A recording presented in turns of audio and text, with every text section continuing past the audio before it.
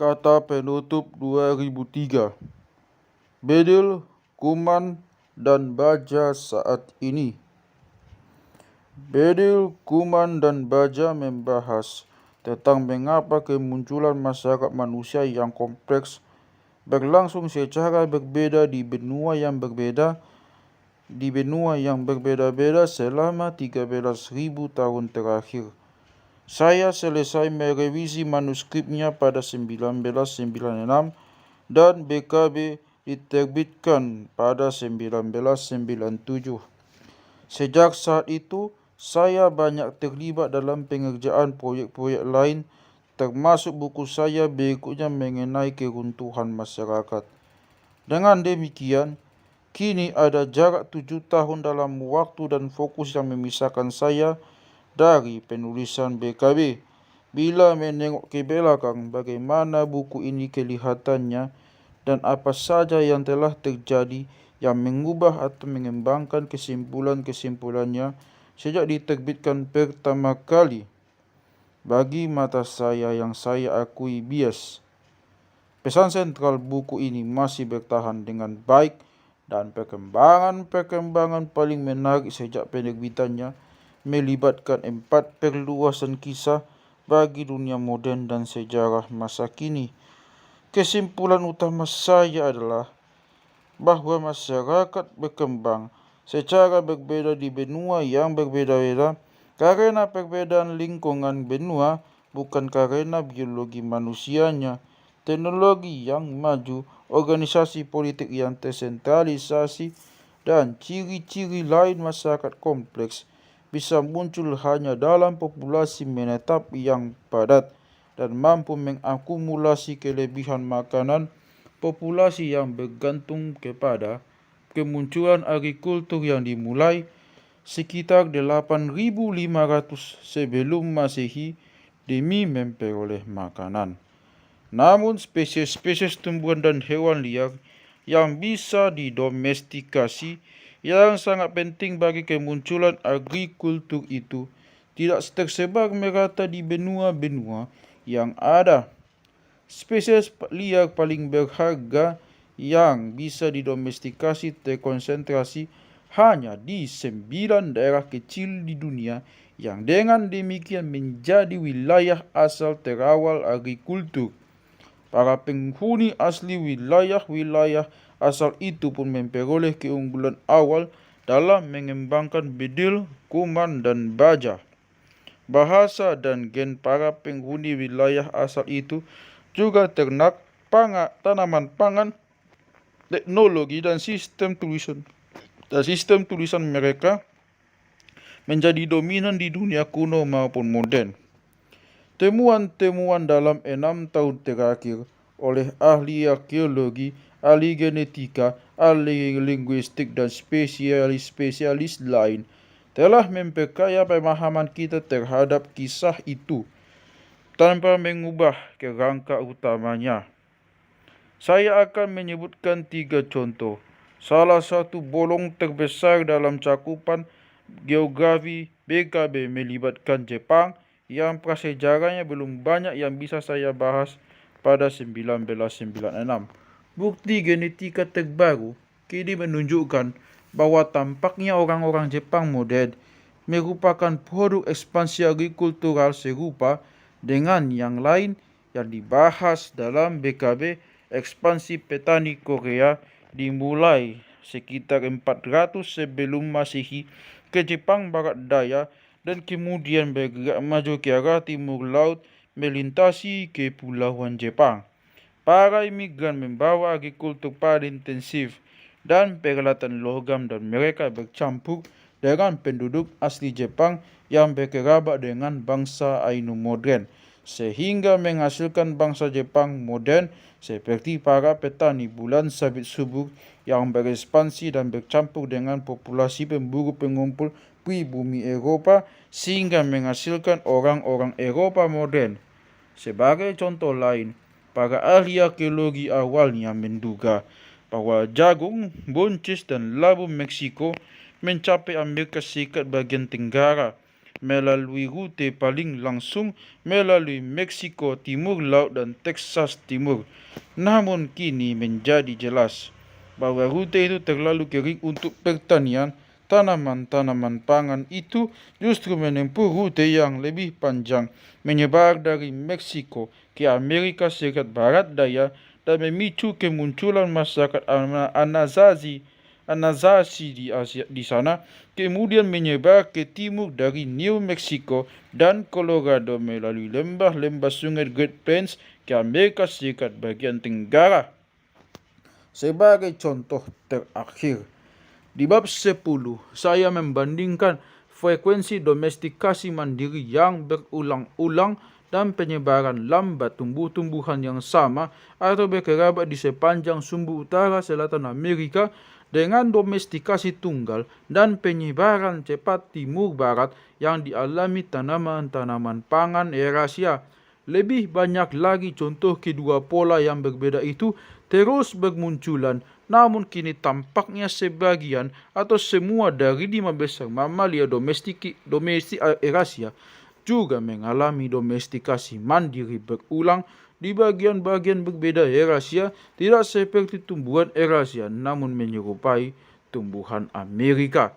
Ketiga contoh itu dan temuan-temuan lain menambahkan perincian yang terus membuat saya tertarik kepada pemahaman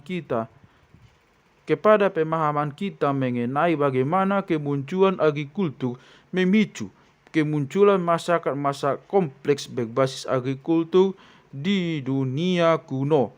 Tapi kemajuan terbesar yang didasarkan pada BKB adalah perluasan ke bidang-bidang yang bukan merupakan fokus utama buku tersebut. Sejak penerbitan BKB, ribuan orang telah menulis, menelepon, mengirim surat elektronik, ataupun meninggalkan pesan untuk memberitahu saya mengenai paralel atau kontras yang mereka sadari antara proses-proses Benuawi kuno dalam BKB dan proses-proses modern atau mutakhir yang mereka pelajari. Saya akan beritahu Anda 4 di antaranya secara singkat. Contoh yang sangat bagus mengenai perang bedil Selandia Baru.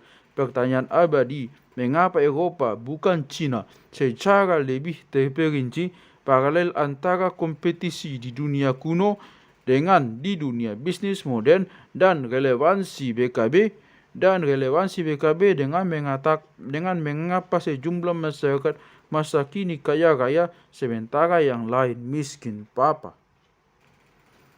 Pada 1996, saya memberi satu paragraf singkat di bab 13 untuk satu fenomena dalam sejarah Selandia Baru abad ke-19 yang disebut Perang Bedil Musket Wars, sebagai gambaran mengenai bagaimana teknologi baru yang dikdaya menyebar.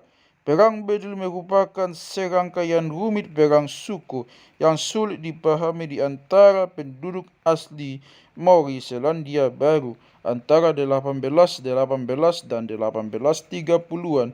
Perang yang menjadikan senjata Eropa tersebar di antara suku-suku yang sebelumnya saling bertarung dengan senjata batu dan kayu.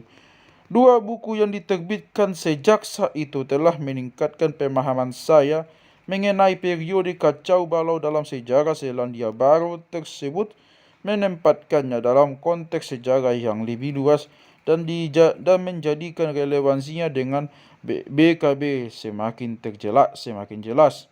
Pada awal 1800-an, para saudagar, misionaris dan pemburu paus Eropa mulai mengunjungi Selandia Baru yang telah dihuni sejak 600 tahun sebelumnya oleh kaum petani dan nelayan Polinesia yang dikenal sebagai Maori. Para pengunjung Eropa pertama terkonsentrasi di ujung utara Selandia Baru. Suku-suku Maori di utara yang paling dahulu menjalin kontak dengan orang-orang Eropa pun menjadi suku-suku pertama yang memperoleh bedil yang memberikan mereka keunggulan militer besar atas semua suku lain yang tidak memiliki bedil. Mereka memanfaatkan keunggulan itu untuk menundukkan suku-suku tetangga yang merupakan musuh turun-temurun mereka. Namun mereka juga memanfaatkan bedil untuk sejenis peperangan baru. Serbuan jarak jauh terhadap suku-suku Maori yang berada ratusan mil jauhnya yang dilakukan guna mengalahkan para pesaing dalam memperoleh budak dan gengsi yang setidaknya sama penting dengan bedil Eropa dalam menjadikan serbuan-serbuan jarak jauh ini mungkin adalah kentang yang diperkenalkan oleh orang Eropa namun sebenarnya berasal dari Amerika Selatan yang menghasilkan bertonton makanan yang lebih banyak perluas lahan atau berpetani daripada agrikultur tradisional Maori yang berbasis ubi manis. Batasan utama yang sebelumnya mencegah suku-suku Maori melakukan serbuan jarak jauh adalah masalah kembar berupa menyediakan makanan bagi para prajurit yang jauh dari rumah untuk waktu lama dan menyediakan makanan bagi populasi perempuan dan anak-anak yang tetap tinggal di rumah dan bergantung kepada para calon prajurit agar tetap tinggal di rumah dan bercocok tanam ubi. Kentang memecahkan masalah itu. Oleh karena itu, istilah yang kalah gagah untuk perang bedil adalah perang kentang. Apapun sebutannya, perang bedil kentang terbukti sangat menghancurkan, membunuh sekitar seperempat dari seluruh orang Maori. Korban tewas paling banyak jatuh ketika satu suku dengan banyak bedil dan kentang menyerang suku lain yang hanya punya sedikit atau bahkan tidak sama sekali. Di antara suku-suku yang bukan yang pertama memperoleh bedil dan kentang, sebagian di antaranya tampaknya binasa sebelum bisa memperoleh keduanya, sementara yang lain berupaya sekuat tenaga memperoleh kedua barang itu dan karenanya mengembalikan kesetimbangan militer yang ada sebelumnya. Salah satu periode dalam serangkaian perang ini adalah penaklukan dan pembantaian massal suku-suku Maori oleh suku-suku Maori seperti yang dijabarkan dalam bab 2. Perang bedil kentang menggambarkan proses utama yang berlangsung sepanjang sejarah manusia 10.000 tahun terakhir. Kelompok-kelompok manusia dengan bedil kuman dan baja atau dengan keunggulan teknologi militer yang didapatkan terlebih dahulu menyebar dengan melintas kelompok-kelompok lain sampai kelompok-kelompok lain itu tersingkir atau semua orang akhirnya berbagi keunggulan baru itu.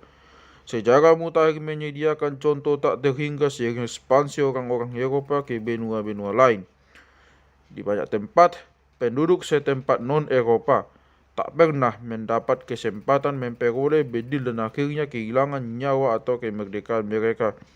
Tapi Jepang berhasil memperoleh kembali bedil, mempertahankan kemerdekaannya dan dalam 50 tahun menggunakan senjata api barunya untuk mengalahkan satu negara kuat Eropa dalam Perang Rusia-Jepang 1904-5. Orang-orang Indian Plains Amerika Utara, India Araucania Selatan, Maori Selandia Baru, dan Ethiopia memperoleh bedil dan menggunakannya untuk menghalangi penaklukan Eropa untuk waktu cukup lama, walaupun mereka akhirnya dikalahkan. Kini negara-negara dunia ketiga berusaha sekuat tenaga mengejar dunia pertama dalam memperoleh keunggulan teknologi dan agrikultur mereka. Penyebaran teknologi dan agrikultur semacam itu yang pada pangkalnya muncul akibat kompetisi antara kelompok-kelompok manusia pastilah terjadi dalam sejumlah tak terhitung pada masa-masa dan di tempat-tempat lainnya selama 10.000 tahun terakhir. Dari segi itu, tidak ada yang istimewa dalam perang bedil kentang Selandia Baru. Sementara merupakan fenomena yang sepenuhnya lokal dan terbatas di Selandia Baru, Rangkaian perang itu bermakna penting bagi dunia karena memberikan contoh yang sedemikian gamblang, sedemikian terbatas dalam ruang dan waktu yang sempit, dan sedemikian banyak fenomena lokal lain yang serupa. Dalam sekitar 2 dasawasa setelah diperkenalkan ke ujung utara Selandia Baru, Bedilan kentang telah menyebar sejauh 1450 km ke ujung selatan Selandia Baru. Pada masa lalu, agrikultur, tulisan dan senjata prasenapan yang lebih ampuh perlu waktu jauh lebih lama untuk menyebar, menempuh jarak yang berkali-kali lipat lebih jauh, namun proses-proses sosial yang mendasari penyingkiran populasi dan kompetisi pada dasarnya sama. Kini kita bertanya-tanya apakah senjata nuklir akan menyebar ke seluruh dunia oleh proses yang sama sekali yang kerap kali keji dari 8 negara yang saat ini memilikinya. Bidang kedua diskusi aktif sejak 1997 dinaungi oleh tajuk yang bisa disebut mengapa Eropa bukan Cina. Sebagian besar BKB membahas tentang perbedaan antara benua-benua. Dengan kata lain, pertanyaan mengapa sebagian orang Eropa, orang Eurasia dan bukan orang aborigin Australia, Afrika Sub-Sahara, atau penduduk asli Amerika yang berekspansi ke seluruh dunia dalam 1 milenium terakhir. Tapi saya menyadari bahwa banyak pembaca juga bertanya-tanya, mengapa di antara orang-orang Eurasia justru orang-orang Eropa dan bukan orang-orang Cina atau kelompok lain yang berekspansi?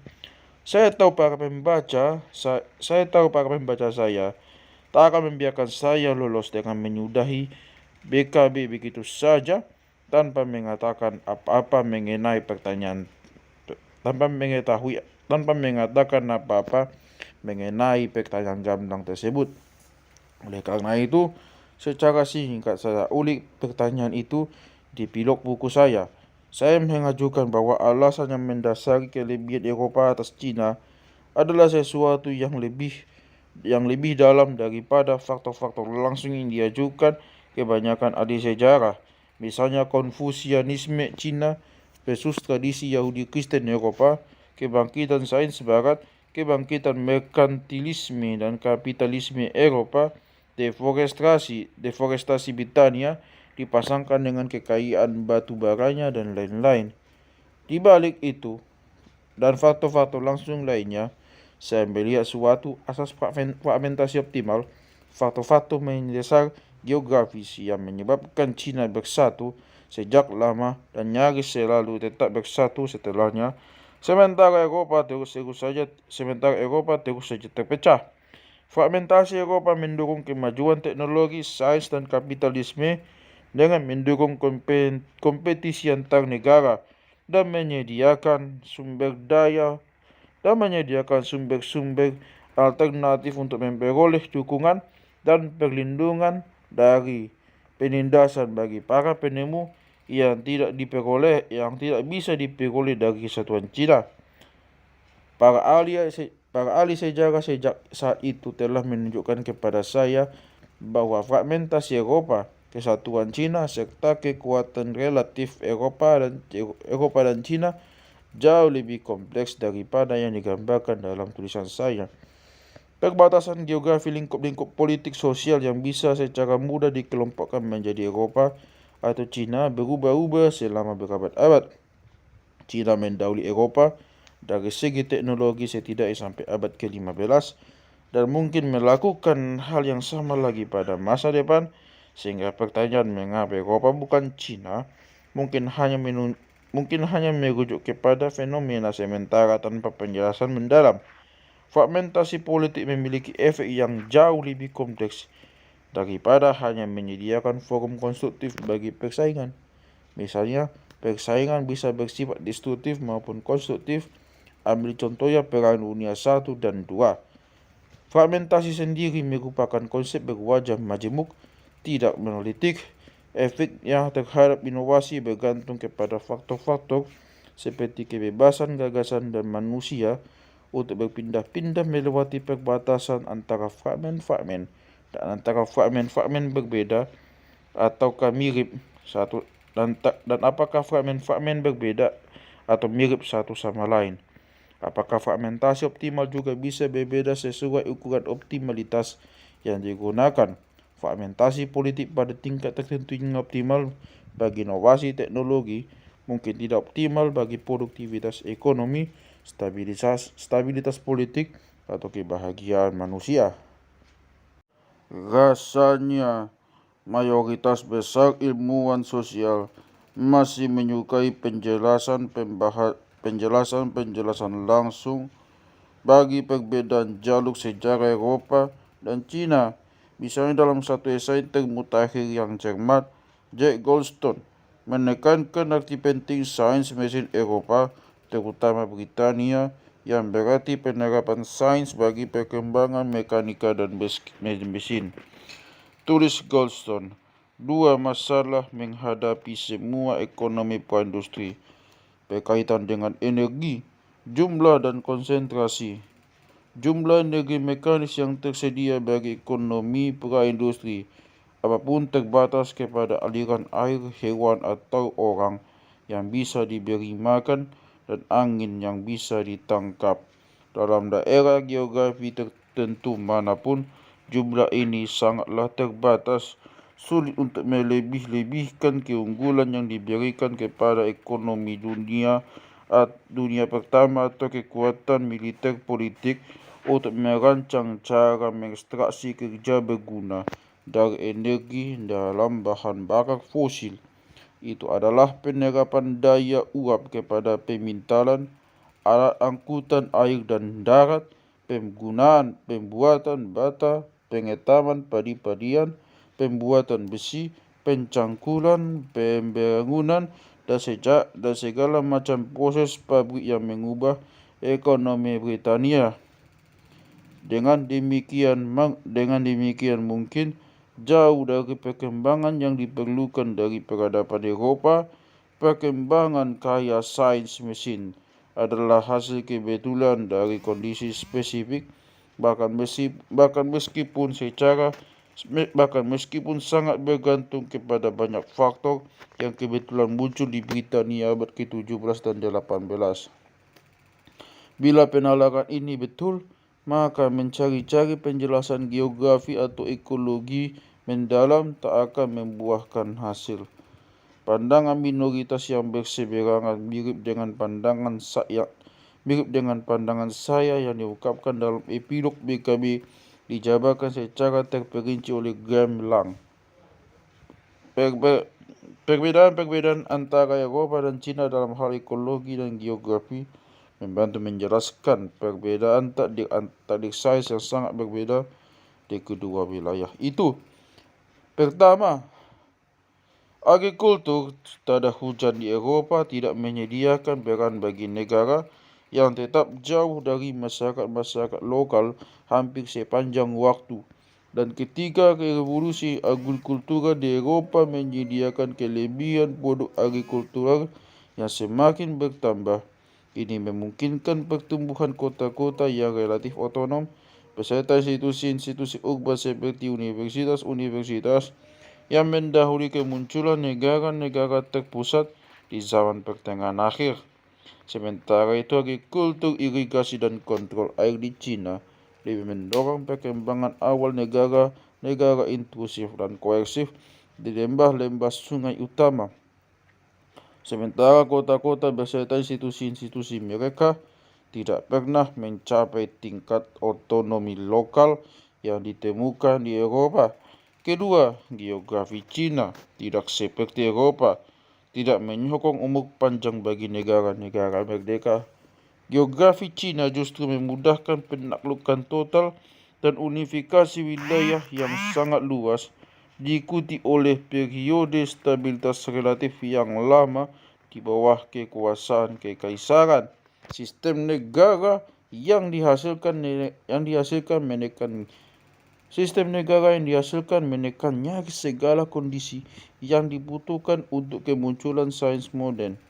Penjelasan yang garis besarnya dijabarkan di atas tentu saja terlalu menyederhanakan, tapi salah satu keunggulan penjelasan ini adalah tidak terjebak dalam pemikiran melingkar yang seringkali menyusupi penjelasan-penjelasan yang tidak menukik lebih dalam daripada perbedaan sosial atau budaya antara Eropa dan Cina.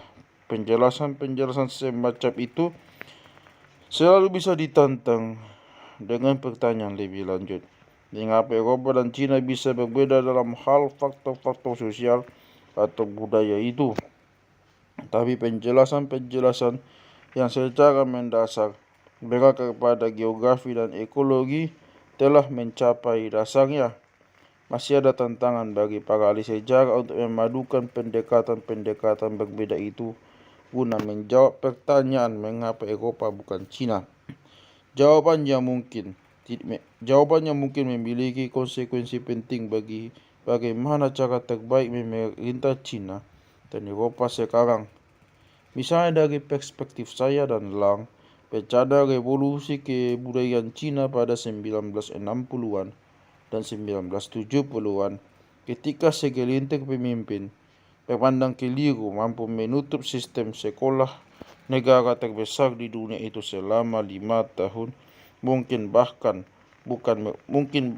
bukan merupakan penyimpangan unik yang terjadi sekali saja, namun merupakan gelagat dari lebih banyak bencana serupa pada masa depan, kecuali kalau Cina dapat memperkenalkan lebih banyak desentralisasi ke dalam sistem politiknya. Sementara itu Eropa dalam ketergesa-gesaannya ke arah kesatuan politik dan ekonomi sekarang harus lebih banyak berpikir mengenai cara menghindari rontoknya alasan yang mendasari keberhasilannya selama 5 abad terakhir. Perluasan mutakhir ketiga dari pesan BKB kepada dunia modern adalah yang paling tak terduga bagi saya. Tak lama setelah penerbitan buku tersebut, Bill Gates mengulasnya secara positif. Dan kemudian saya mulai menerima surat dari orang-orang bisnis dan ekonomi lain yang menunjukkan kemungkinan kesamaan antara sejarah seluruh masyarakat manusia yang dibahas di BKB dan sejarah kelompok-kelompok dalam dunia bisnis. Korespondensi itu menyangkut pertanyaan luas berikut. Bagaimana cara terbaik mengorganisasi kelompok manusia, organisasi, dan bisnis agar memaksimalkan produktivitas, kreativitas, inovasi, dan kemakmuran? Haruslah kelompok kami memiliki arah tersentralisasi ekstremnya seorang diktator, ataukah seharusnya kepemimpinan yang cair atau malah anarki? Haruskah kumpulan orang kami diorganisasi menjadi satu kelompok tunggal atau dipecah-pecah menjadi kelompok beranggotakan sedikit atau banyak orang? Haruskah kami mempertahankan komunikasi terbuka di dalam kelompok-kelompok atau mendirikan tembok kerahasiaan di antara mereka? Haruskah kami mendirikan tembok tarif proteksionis dari dunia luar, atau haruskah kami menghadapkan bisnis kepada persaingan bebas? Pertanyaan-pertanyaan ini muncul di banyak tingkat berbeda dan untuk banyak jenis kelompok. Mereka berlaku bagi tatanan seluruh negara. Ingatlah perdebatan tiada akhir mengenai apakah bentuk pemerintahan terbaik adalah kediktatoran yang murah hati, sistem federal, atau serba bebas ala anarki. Pertanyaan-pertanyaan serupa muncul mengenai berbagai organisasi perusahaan di dalam industri yang sama. Bagaimana kita menjelaskan fakta bahwa Microsoft belakangan ini sedemikian sukses, sementara IBM yang tadinya sukses tertinggal, namun secara drastis mengubah organisasinya dan meningkatkan kesuksesannya? Bagaimana kita bisa menjelaskan perbedaan kesuksesan kawasan industri yang berbeda-beda? Sewaktu kanak-kanak saya tumbuh di Boston Road 128, kawasan industri sekitar Boston yang memimpin dunia dalam hal kreativitas dan imajinasi sains. Namun Road 128 telah tertinggal dan kini Silicon Valley menjadi pusat inovasi. Relatif bisnis di Silicon Valley dan Road 128 sangat berbeda, sehingga barangkali memberikan hasil yang berbeda-beda itu. Tentu saja juga ada perbedaan terkenal antara produktivitas ekonomi negara secara keseluruhan, Jepang, Amerika Serikat, Prancis, dan Jerman. Walaupun sebenarnya ada perbedaan-perbedaan besar antara produktivitas dan kekayaan, sektor-sektor bisnis berbeda, bahkan di dalam negara yang sama. Misalnya industri baja Korea sama efisiennya dengan Amerika Serikat, namun semua industri lain Korea tertinggal dari industri serupa di Amerika. Memangnya, mengapa perbedaan organisasi di berbagai industri Korea itu menyebabkan perbedaan produktivitas dalam negara yang sama? Jelaslah jawaban bagi pertanyaan-pertanyaan mengenai perbedaan sukses organisasi bergantung sebagian kepada bakat khas sejumlah individu. Misalnya kesuksesan Microsoft tentunya ada kaitannya dengan bakat-bakat pribadi Bill Gates. Bahkan dengan organisasi korporat yang superior, Microsoft tidak akan berhasil kalau pemimpinnya payah. Terlepas dari itu, kita masih bisa bertanya, bila segala hal lain sama atau bila dilihat dalam jangka panjang atau bila dilihat rata-ratanya, bentuk organisasi kelompok manusia apa yang paling baik? Perbandingan saya atas sejarah Cina, anak benua India dan Eropah dalam epilog BKB menyarankan jawaban bagi pertanyaan itu dalam kaitan dengan inovasi teknologi di negara secara keseluruhan. Seperti yang dijelaskan di bagian sebelumnya, saya menyimpulkan bahwa persaingan antara entitas-entitas politik berbeda mendorong inovasi di Eropah yang terpecah-pecah secara geografi, sementara kurangnya persaingan semacam itu menghambat inovasi di Cina bersatu. Apakah itu artinya fragmentasi politik yang lebih tinggi daripada di Eropah akan lebih baik? Barangkali tidak. India bahkan lebih terfragmentasi secara geografis daripada Eropah, namun kalah dari segi inovasi teknologi. Bagi saya seperti itu menunjukkan asas fragmentasi optimal. Inovasi berlangsung paling cepat dalam masyarakat dalam suatu tingkat fragmentasi sedang yang optimal. Masyarakat yang terlalu bersatu kalah unggul. Demikian pula halnya masyarakat yang terlalu terpecah. Kesimpulan ini sejalan dengan Bill Lewis dan para eksekutif lain dari McKinsey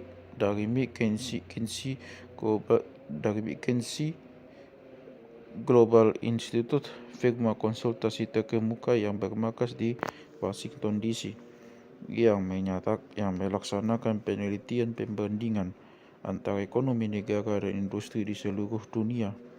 Para eksekutif sangat terkesima karena pengalaman bisnis mereka dan kesimpulan saya tentang sejarah ternyata sejalan, dan mereka menghadiahkan satu eksemplar buku BKB kepada setiap mitra firma itu yang berjumlah ratusan, sementara mereka hadiahi salinan laporan-laporan mereka mengenai ekonomi Amerika Serikat, Prancis, Jerman, Korea, Jepang, Prancis, dan negara-negara lain.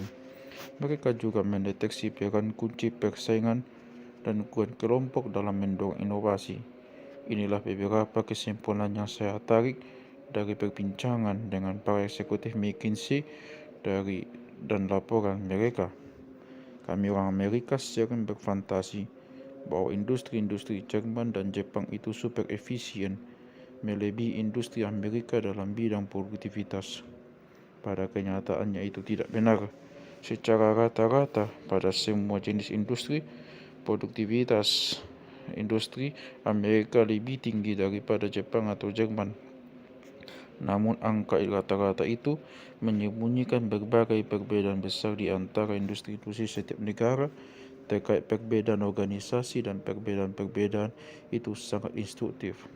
Mari saya beri Anda dua contoh dari penelitian McKinsey atas kasus industri bir Jerman dan industri pengolahan makanan Jepang. Orang-orang Jerman membuat bir yang enak sekali. Setiap kali saya dan istri terbang berkunjung ke Jerman, kami membawa satu koper kosong yang bisa kami isi dengan berbotol-botol bir Jerman untuk dibawa pulang ke Amerika Serikat dan dinikmati selama setahun ke depan. Namun produktivitas industri bir Jerman hanya 43% dari industri bir Amerika Serikat. Sementara itu, industri logam dan baja Jerman setara produktivitasnya dengan Amerika. Oleh karena Jerman terbukti juga sangat mampu mengelola industri, mengapa mereka tidak bisa begitu dalam soal bir? Ternyata industri bir Jerman menderita akibat produksi skala kecil. Ada ribuan perusahaan bir kecil di Jerman terlindungi dari persaingan dengan satu sama lain karena masing-masing penyulingan bir Jerman memegang monopoli lokal dan juga terlindungi dari persaingan dengan bir impor. Amerika Serikat memiliki 67 penyulingan bir besar menghasilkan 23 liter miliar bir setiap tahun. Bila digabungkan ke 1.000 penyulingan bir Jerman hanya menghasilkan separuhnya. Dengan demikian, satu penyulingan bir rata-rata Amerika menghasilkan 31 kali lebih banyak bir daripada penyulingan rata-rata bir Jerman. Penyulingan bir rata-rata Jerman. Fakta ini disebabkan oleh selera lokal dan kebijakan pemerintah Jerman. Para peminum bir Jerman setia luar biasa terhadap merek lokal mereka, sementara di Jerman tidak ada merek nasional yang analog dengan Budweiser, Miller atau Coors di Amerika. Jadi kebanyakan bir Jerman dikonsumsi dalam radius 50 km dari pabrik penyulingannya. Oleh karena itu, industri bir Jerman tidak bisa memperoleh laba dari skala ekonomis dalam bisnis bir seperti dalam bisnis-bisnis lain. Biaya produksi berkurang seiring kenaikan skala. Semakin besar alat pendingin untuk membuat bir dan semakin panjang jalur untuk mengisi botol bir, semakin rendah biaya produksi bir. Perusahaan bir Jerman kecil itu relatif tidak efisien. Tidak ada persaingan, hanya ada 1.000 monopoli lokal. Kesetiaan terhadap bir lokal yang ditunjukkan para peminum Jerman diperkukuh oleh hukum Jerman yang menyebabkan bir asing sulit bersaing di pasar Jerman. Pemerintah Jerman memiliki hukum kemurnian bir yang memperinci dengan sangat jelas mengenai apa yang boleh dimasukkan ke dalam bir.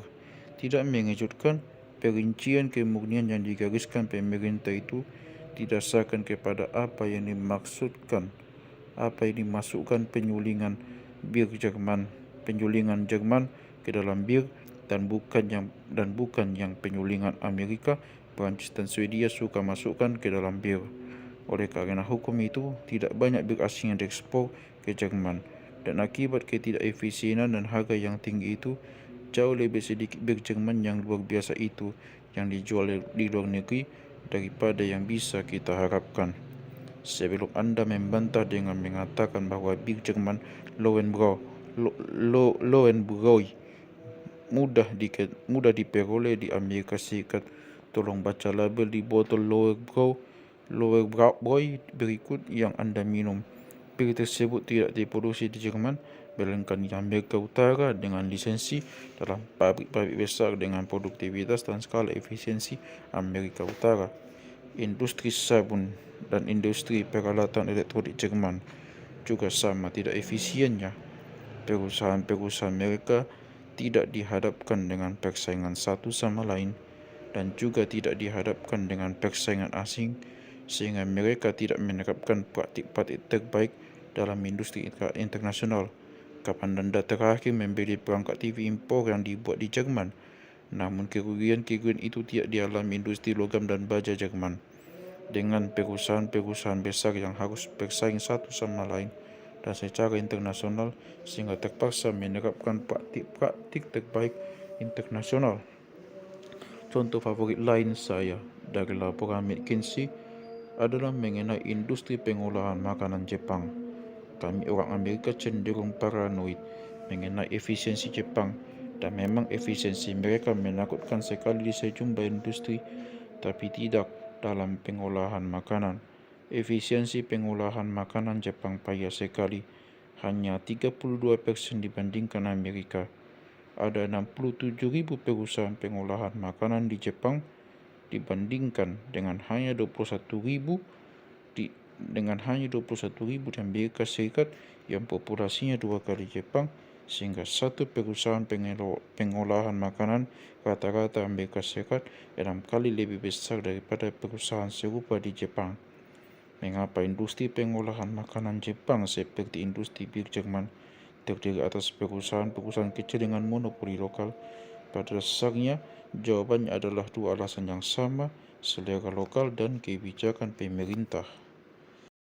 Orang Jepang fanatik kalau soal makanan segar.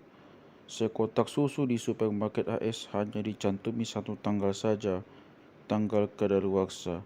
Sewaktu saya dan istri mengunjungi sebuah supermarket Tokyo bersama salah seorang sepupu Jepang istri saya, kami terkejut mendapati wadah susu di Jepang dicantumi di 3 tanggal. Tanggal susu diolah, tanggal tiba di supermarket, dan tanggal kadaluarsa. Produksi susu di Jepang selalu dimulai 1 menit setelah tengah malam, sehingga susu yang masuk ke pasar di pagi hari bisa dilabeli sebagai susu hari ini. Bila susu itu diolah pada pukul 11.59 malam, tanggal di wadahnya akan mencatatnya sebagai susu buatan kemarin, dan tak ada konsumen Jepang yang mau membelinya. Sebagai akibatnya, perusahaan-perusahaan pengolahan makanan Jepang menikmati monopoli lokal. Produsen susu di Jepang Utara tidak bisa berharap untuk bersaing di Jepang Selatan, sebab mengangkat susu ke sana akan butuh 1 atau 2 hari, kerugian fatal di mata konsumen. Monopoli lokal ini diperkukuh oleh pemerintah Jepang yang mempersulit impor makanan olahan asing dengan menetapkan sejumlah pembatasan, di antaranya karantina 10 hari. Bayangkan bagaimana perasaan konsumen Jepang yang menolak makanan yang dilabeli sebagai buatan kemarin terhadap makanan yang sudah 10 hari umurnya. Dengan demikian, perusahaan-perusahaan pengolahan makanan Jepang tidak menghadapi persaingan domestik ataupun internasional, dan mereka tidak mempelajari metode-metode internasional terbaik untuk memproduksi makanan. Inilah sebagian alasan mengapa harga makanan di Jepang tinggi sekali. Daging sapi terbaik berharga $200 per setengah kilo, sementara harga ayam $25 per setengah kilo. Sejumlah industri Jepang lain diorganisasi secara sangat berbeda dari industri pengolahan makanan. Misalnya, perusahaan-perusahaan baja, logam, mobil suku cadang mobil kamera dan peralatan elektronik bersaing sengit dan memiliki produktivitas lebih tinggi daripada perusahaan-perusahaan serupa di Amerika Serikat. Namun industri sabun, bir dan komputer Jepang seperti industri pengolahan makanan tidak menghadapi persaingan, tidak menerapkan praktik terbaik, dan karena itu memiliki produktivitas lebih rendah daripada industri-industri serupa di Amerika Serikat. Bila Anda melihat isi rumah Anda, mungkin Anda mendapati bahwa perangkat TV dan kamera serta barangkali mobil Anda juga adalah buatan Jepang, namun komputer dan sabun Anda tidak. Terakhir, mari terapkan pelajaran-pelajaran itu untuk membandingkan berbagai kawasan industri atau bisnis berbeda di Amerika Serikat. Sejak penerbitan BKB, saya telah menghabiskan banyak waktu berbincang dengan orang-orang dari Silicon Valley dan Route 128, dan mereka memberitahu saya bahwa kedua kawasan industri itu berbeda dalam segi etos korporat. Silicon Valley terdiri atas banyak perusahaan yang bersaing sengit satu sama lain.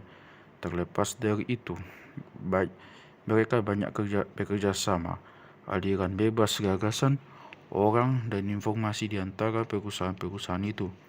Berkebalikan dengan itu, saya diberitahu bahwa bisnis-bisnis di Route 128 jauh lebih berrahasia dan terisolasi satu sama lain, seperti perusahaan produsen susu Jepang. Bagaimana dengan perbedaan antara Microsoft dan IBM? Sejak BKB diterbitkan, saya menjalin pertemanan dengan sejumlah orang Microsoft dan mempelajari mengenai organisasi khas korporasi tersebut.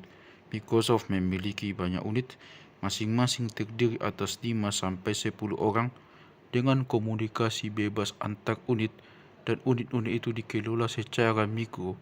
Mereka diberikan kebebasan besar untuk mengejar gagasan masing-masing.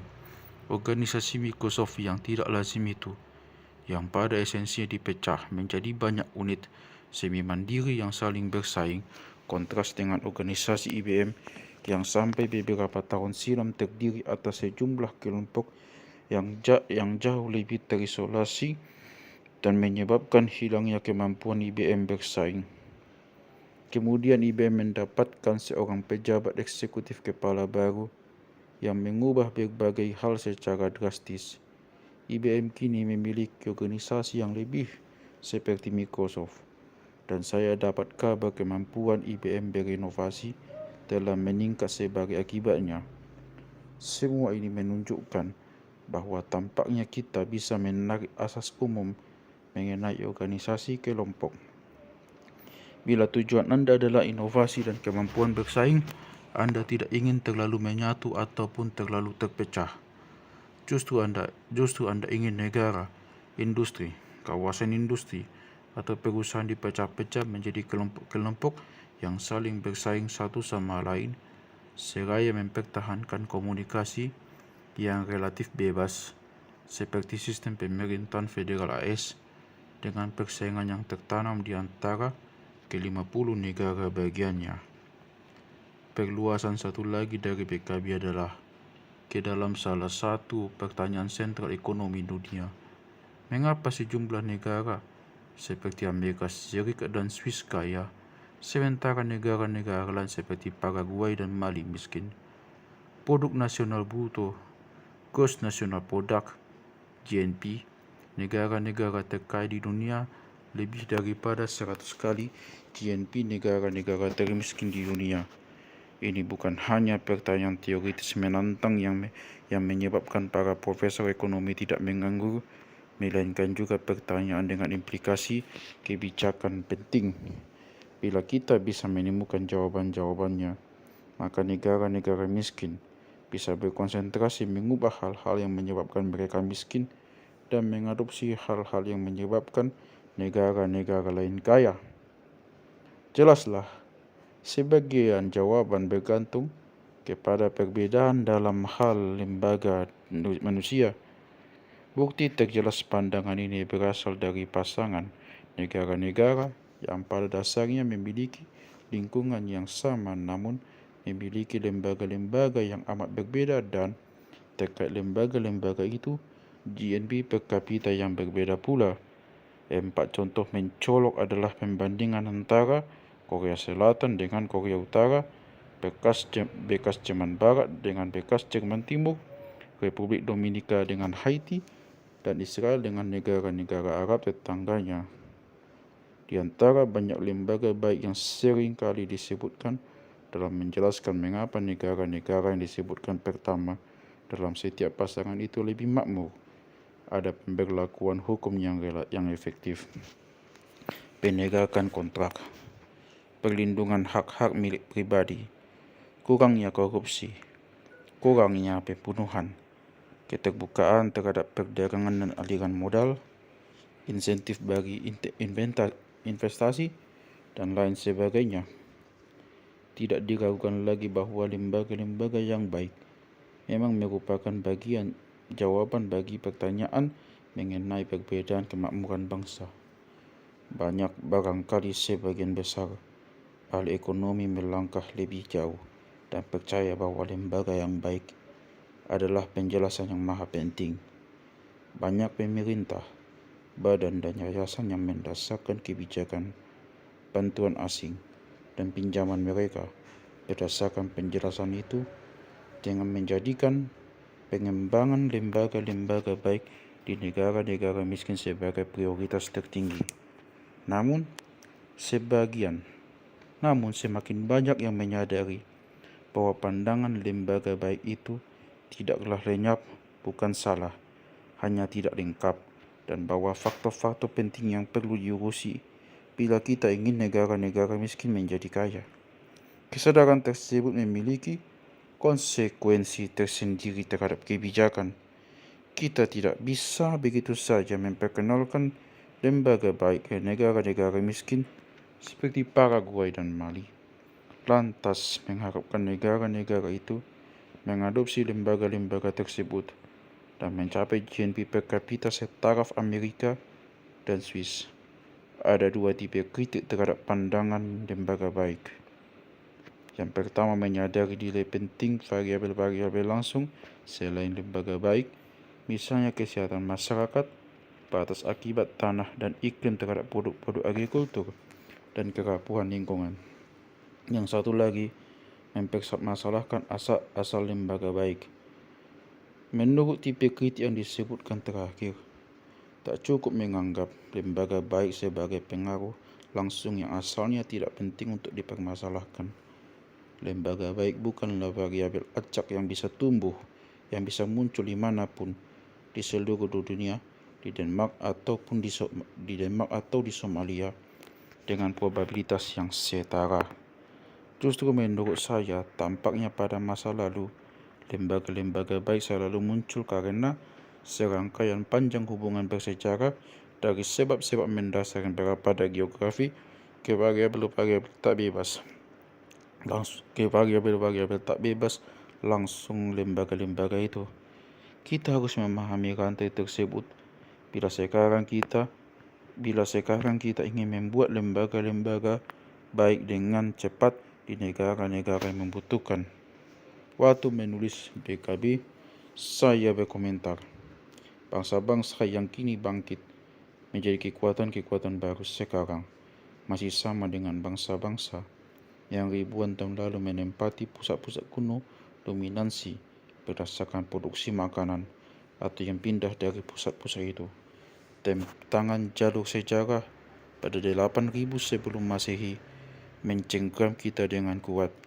Dua makalah baru oleh ahli ekonomi Olson dan Hibbs serta Borgstede, Chanda, dan Puterman telah menguji postulat cengkraman tangan sejarah secara terperinci. Ternyata negara-negara di wilayah-wilayah dengan sejarah panjang masyarakat bernegara atau agrikultur memiliki produk domestik bruto per kapita yang lebih tinggi daripada negara-negara dengan sejarah pendek, bahkan setelah variabel-variabel lain dikontrol. Efek itu menjelaskan sebagian besar perbedaan GNP. Bahkan di antara negara-negara dengan GNP masih rendah atau belum lama ini rendah, negara-negara di wilayah dengan sejarah panjang masyarakat bernegara atau agrikultur, misalnya Korea Selatan, Jepang, dan Cina, memiliki tingkat pertumbuhan yang lebih tinggi daripada negara-negara dengan sejarah pendek, misalnya Papua dan Filipina.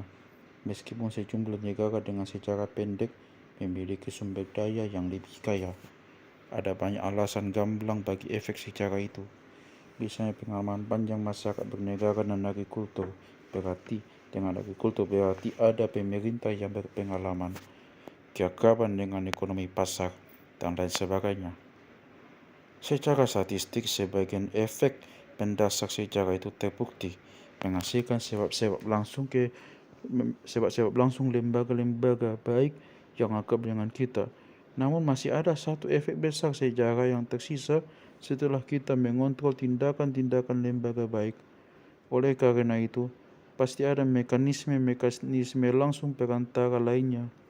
Dengan demikian, masalah kuncinya adalah memahami rantai-rantai sebab akibat terperinci dalam sejarah panjang masyarakat bernegara dan agrikultur terhadap pertumbuhan ekonomi modern guna membantu negara-negara berkembang agar maju menyusuri rantai itu dengan lebih cepat.